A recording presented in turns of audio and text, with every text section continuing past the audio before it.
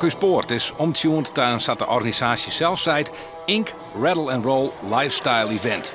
Het idee komt uit de groep mensen wij die Jedrik belutsen weer bij het Frieske Cash project.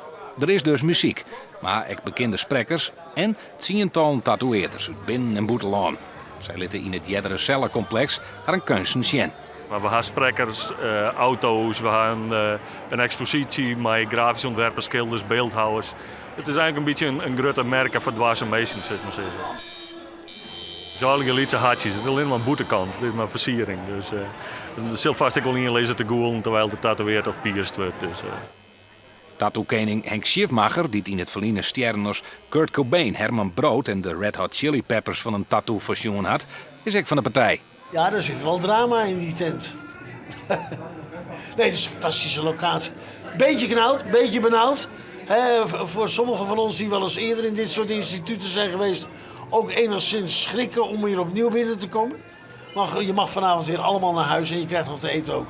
Vanwege de unieke locatie maar er geen duizenden mensen tegelijk naar binnen in het Rijksmonument. Maar dat jouwt krekt de sfeer die bij zo'n festival past, vindt de organisatie. De Eindhovense band Peter Pan Speedrock is jongen de haatact. Snijn is de afsluiting van het Jailbreak Festival.